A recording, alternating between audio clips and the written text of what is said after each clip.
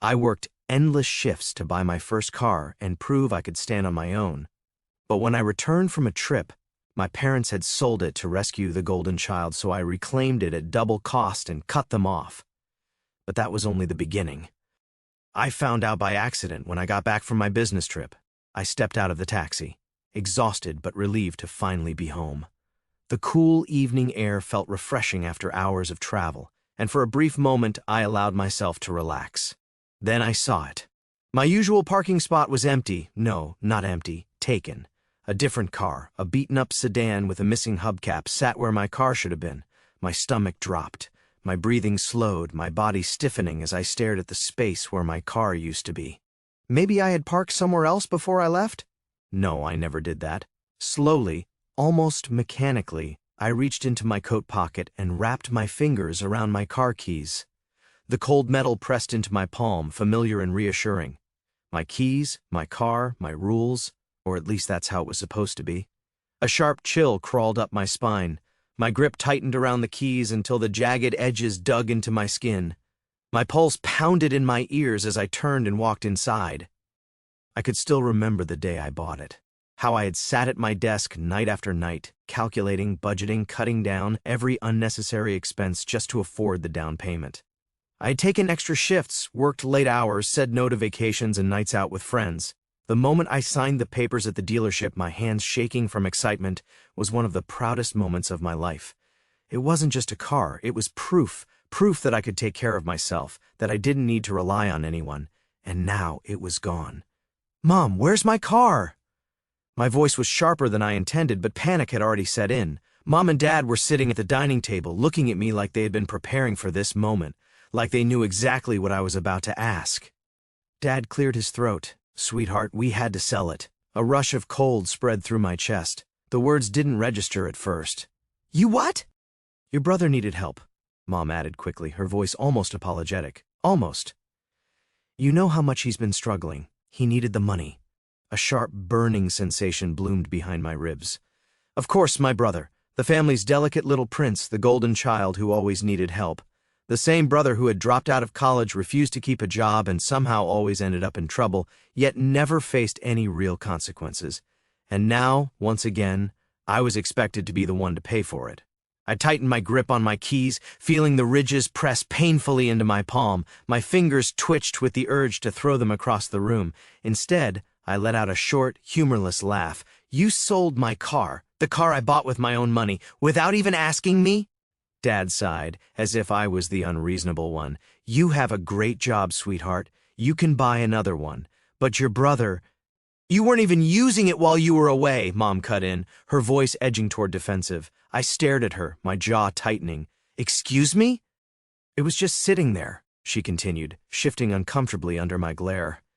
"And your brother, he's been going through a lot. We thought you'd understand." A slow, hot wave of fury rolled over me, stiffening my shoulders, making my fingers curl into fists. My nails dug into my palms, sharp and punishing, grounding me in the moment. I took a deep breath, forcing my voice to stay even. "Where's the money?" Mom hesitated. "Well, we already gave it to him." Of course they did. I could already picture exactly where that money went. Probably another doomed startup idea or a luxury gadget that was absolutely essential for work. My brother never changed because he never had to. There was always someone willing to clean up his mess. I exhaled slowly, then looked down at the keys in my hand. Just a few minutes ago, they had meant something. They had been a symbol of my independence, my hard work. Now they were nothing more than useless metal. I let them slide through my fingers, the clinking sound echoing in the silent room. They thought they had taken something from me. They thought I would let this go, that I would be understanding, like always, that I'd just sigh, swallow my anger, and move on. They had no idea. Tonight, I wouldn't waste my time arguing. I had better things to do because tomorrow morning they would wake up in a completely different reality. I barely slept that night. Anger, disappointment, and a deep sense of betrayal swirled in my head, refusing to let me rest. Every time I closed my eyes, I saw my mother's dismissive expression, my father's tired sigh, the way they had justified selling my car as if it was the most natural thing in the world. They expected me to accept it, to move on. They had no idea who they were dealing with. By the time the sun began to rise, my plan was already forming. I got out of bed, stretched my aching limbs, and walked over to my desk. My laptop hummed to life, as I opened a fresh document and started typing. I needed a list. A step-by-step breakdown of everything I had to do. 1. Find out who bought my car. If it was sold to a dealership, there was a chance I could buy it back. If it was sold privately, I needed to track down the buyer. If the money had already been wasted on my brother's nonsense, I had to make sure they never touched a dime of my earnings again. 2. Secure my finances. Change my banking passwords, remove my parents from any shared accounts, make sure they had no access to my savings. 3. Confront my brother. He was the real culprit here. If he thought he could take from me without consequences, he was about to get a reality check. With the list complete, I took a deep breath. This wasn't just about a stolen car. This was about taking back control, about making sure they understood that I wasn't their personal ATM, their backup plan, their silent, obedient provider. They had stolen from me. Now I was going to take something from them. By mid-morning, I was sitting in a quiet corner of my favorite coffee shop, sipping a strong espresso while scrolling through my phone. My first call was to the local DMV. I pretended to be checking on a recently sold vehicle, using the car's VIN number, one I had memorized long ago, to request information. The clerk on the other end was polite but firm. "I'm sorry, but I can't release that information to anyone except the registered owner." Fine, that was expected. I had another way. I logged into my old insurance portal and checked my policy. There it was, the cancellation notice. My car had been taken off my insurance just 2 days ago. A new name was listed under the transfer. Harrison Auto Sales, a used car dealership. Perfect. The dealership wasn't far, just a 20-minute drive. I borrowed a car from a friend, one of the few people in my life I actually trusted, and pulled into the lot. The place was nothing special. Rows of mid-range sedans and SUVs, a few overpriced sports cars, and a small glass-walled office in the center.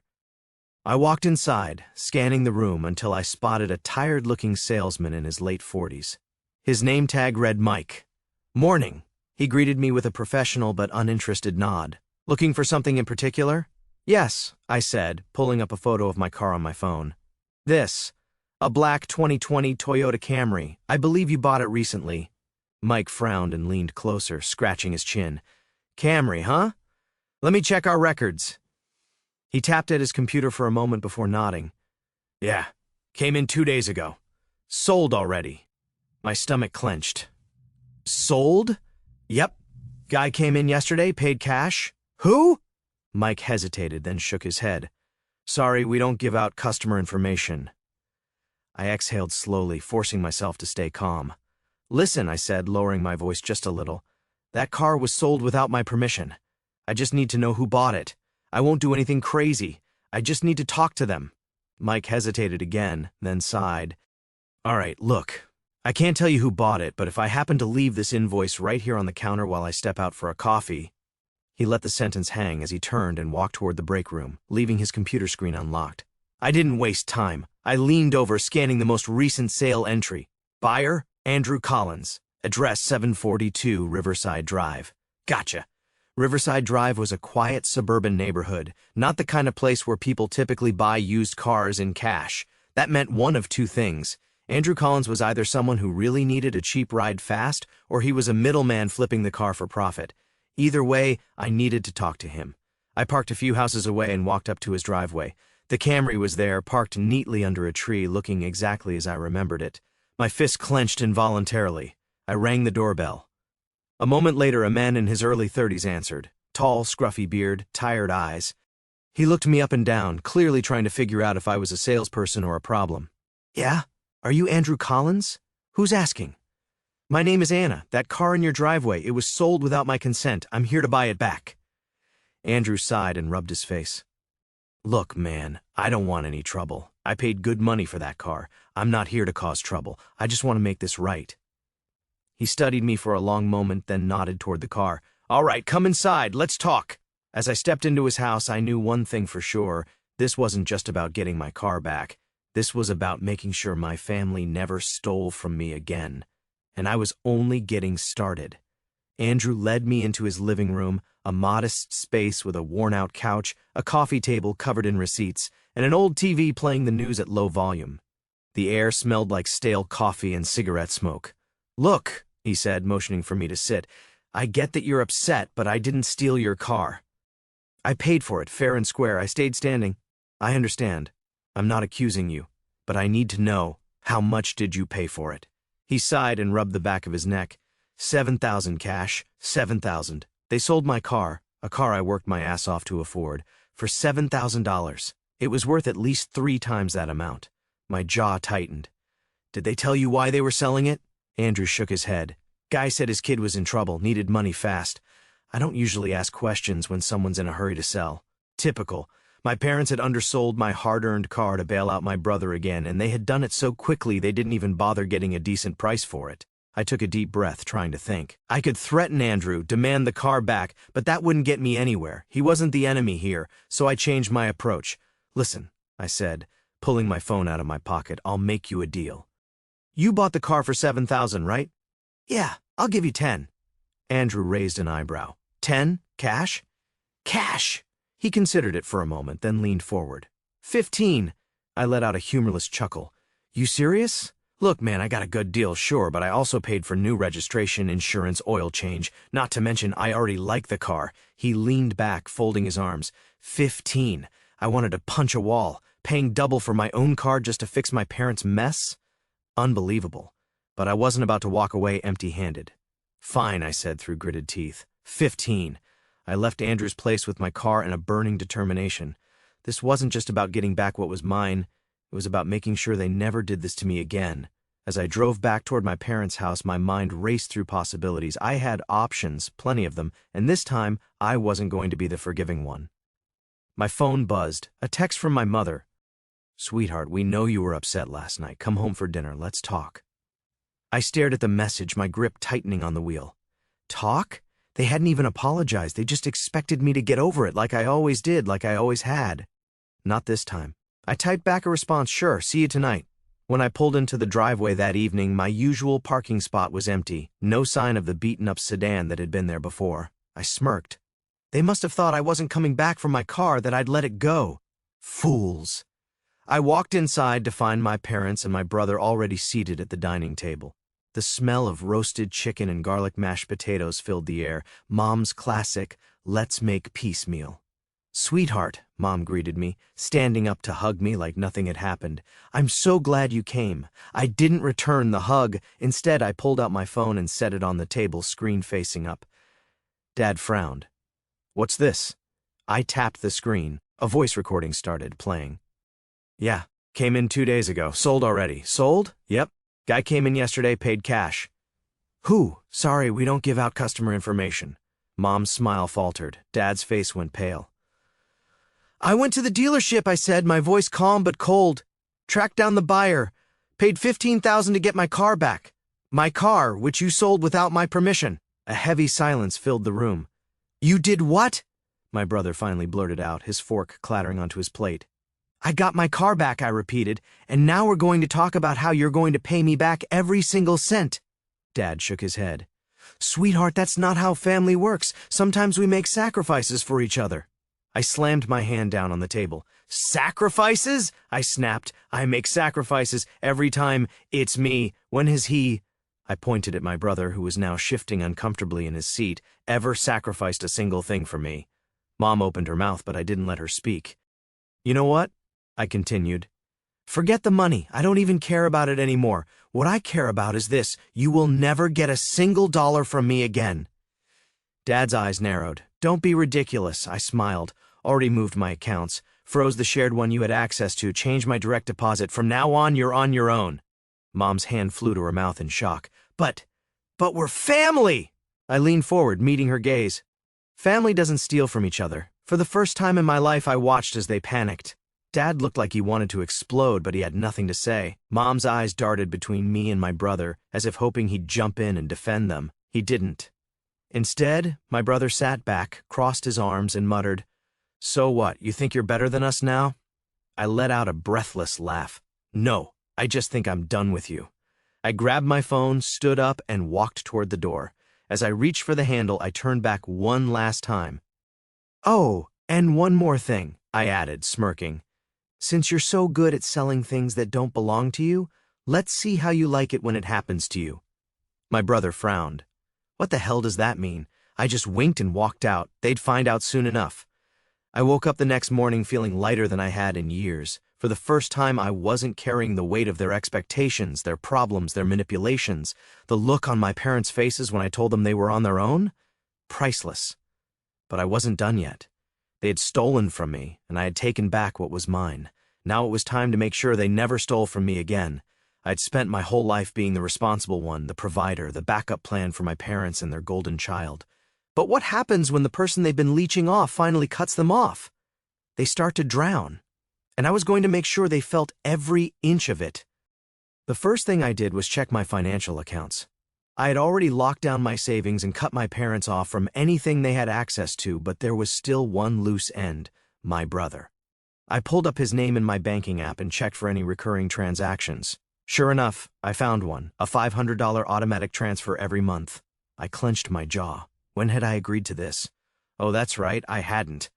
A few years ago, my mother had asked me for a little help covering some of my brother's expenses while he was getting back on his feet.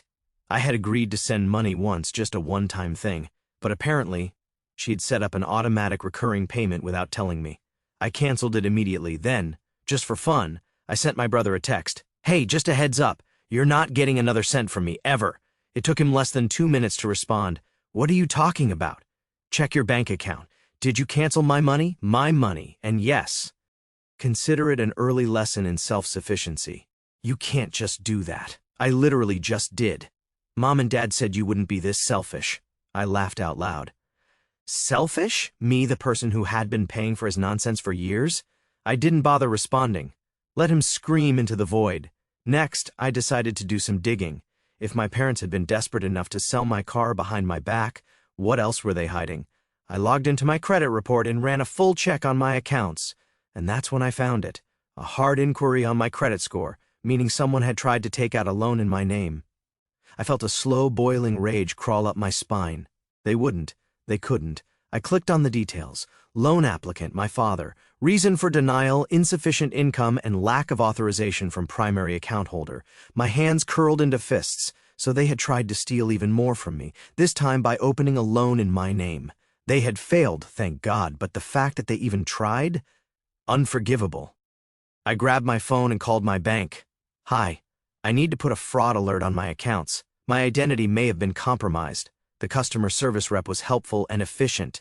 Within minutes, I had locked down every single account, updated my security settings, and flagged my parents' attempted fraud. Next, I sent one final message to my parents' group chat. Just checked my credit report. You actually tried to take out a loan in my name. Are you insane? Mom, sweetheart, we were going to pay it back. Dad, stop overreacting. It's just paperwork. We needed some short-term help. Me? Help? You were trying to commit identity fraud. Mom, that's not what this is. You're making it sound worse than it is. I stared at my phone in disbelief. They weren't even sorry. They weren't even trying to deny it. They genuinely believed this was okay. I took a deep breath and typed out the last message I would ever send them. You just made my decision even easier. You will never see another cent from me again. Ever. Then I blocked them. Now that my family was officially cut off from my money, I wanted to make sure they felt it, and I knew exactly how. I logged into my email and pulled up the contact information for my parents' landlord. See, here's the thing about living off your successful child. When that child walks away, things get ugly. My parents had been living in the same house for over 10 years, always somehow scraping by, always somehow getting an extension when rent was due. But I also knew a little secret: their landlord was tired of their nonsense. I had overheard my dad complaining months ago about how the landlord was getting too nosy about their payments and nagging them about rent, so I sent a polite professional email. Subject: urgent information regarding parents' address. Dear Mr. Landlord, I hope this email finds you well. I wanted to inform you that as of today, I am no longer financially supporting my parents, Mom's name, and Dad's name, who currently rent from you at address. I understand that they may have previously used my financial situation to reassure you about their ability to pay rent. However, I want to clarify that they no longer have access to my funds in any way. If they attempt to use my name, savings, or credit to guarantee any future payments, please be advised that they do not have my permission. Best regards, Anna. I hit send and leaned back in my chair, exhaling slowly. It wouldn't take long for the fallout to hit. The first cracks showed 3 days later. A text from my cousin. Yo, Uncle is freaking out. Did you really cut them off? Me, yep. Cousin, he's talking about eviction. He says the landlord suddenly isn't cooperating with them anymore. I smirked. Not my problem. Cousin, you really did it. I really did. And I wasn't done yet. 3 weeks, that's how long it took for everything to fall apart. 3 weeks since I blocked my parents. 3 weeks since I cut off my brother. 3 weeks since I sent that email to their landlord. And now they were drowning. At first, there was silence. No texts, no calls, no desperate emails. But then the messages started coming from other people. Cousin, dude, your parents are losing their minds. Your mom called my mom crying, says they might lose the house. Old family friend. Hey, I don't know what happened between you and your folks, but your dad's been asking around for money. He's telling people you abandoned them, just a heads up. Former neighbor, not sure if you care, but I saw a moving truck outside your parents' place. Looked like they were being forced out. I read every message with quiet satisfaction. Actions have consequences. One evening I got a message from a new number. You think you're so incredibly smart, don't you? I smirked. Only one person could be that entitled. Me, new number, who dis? Him, don't mess with me, you ruined my life. I laughed out loud. Ruined his life? Oh, no, no, no. He had done that all by himself. What happened? Did Mommy and Daddy finally tell you to get a job? You don't get it. They had to leave because of you. They're staying with some distant cousin now, and I have nowhere to go.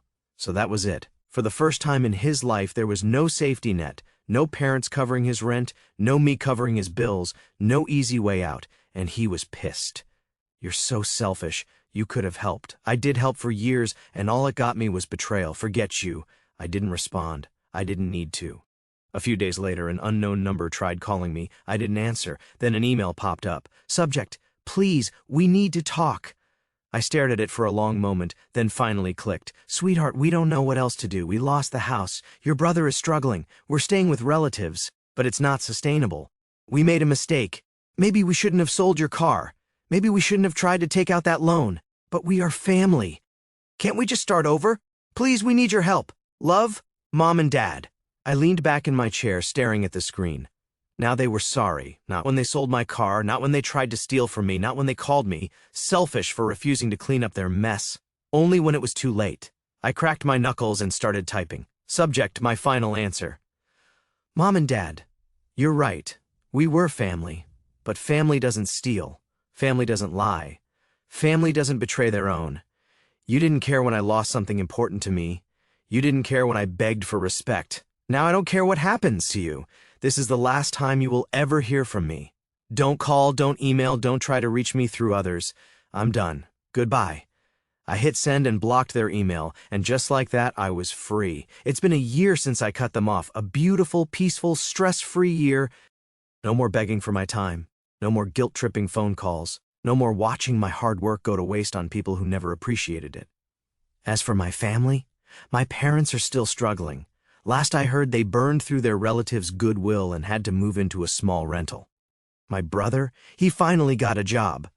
Turns out working is a lot harder than living off others. And me? I'm thriving. I took the money I had saved and bought myself a new car, one no one could ever take from me. I traveled, I focused on my career, I surrounded myself with real friends, people who actually respected me. And not once, not for a single moment, did I regret my decision. Because in the end, cutting them off wasn't just about revenge, it was about freedom.